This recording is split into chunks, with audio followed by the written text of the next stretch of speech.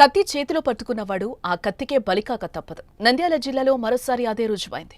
Rowdy sheeter Alluri Venkatasai alias కవ్వాసాయిని దారుణ హత్యకు గురయ్యాడు. హత్య కేసులు, హత్యాయత్నం కేసులో నిందితుడిగా ఉన్న కవ్వాసాయిని ప్రత్యర్థులు హతమార్చారు. మసీదుపురంలోని ఓ వెంచర్ వద్ద వెంటాడి మరీ కత్తులతో నరికి చంపారు. శుక్రవారం ఈ హత్య జరిగింది.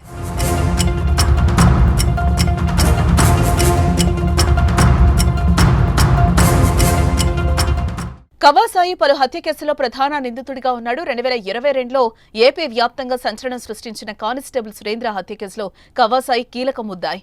విధులు ముగించుకుని ఇంటికి వెళ్తున్న కానిస్టేబుల్ ను కవ్వాసాయి అతని గ్యాంగ్ కిడ్నాప్ చేసి చంపేశారు. ఈ హత్య అప్పట్లో రాష్ట్ర వ్యాప్తంగా సంచలనంగా మారింది. అలాగే మాజీ మంత్రి ఎమ్మెల్యే భూమా అఖిలప్రియ బాడీగార్డ్ నిఖిల్ పై హత్యాయత్నం కేసులను కవ్వాసాయి ముద్దాయిగా ఉన్నాడు.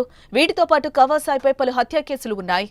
దీంతో పాత గొడవల కారణంగానే కవ్వాసాయిని హత్య చేసినట్లుగా తెలుస్తోంది. సమాచారం అందుకున్న పోలీసులు ఘటనా స్థలానికి చేరుకుని మృతదేహాన్ని పరిశీలించారు. అనంతరం కేసు నమోదు చేసి దర్యాప్తు చేపట్టారు. కేసుల్లో ఉన్నాడు. దానిపైన ఎవరు చంపారు అనేటువంటిది క్లారిటీ రావాల్సి ఉంటుంది. విచారణ చేసి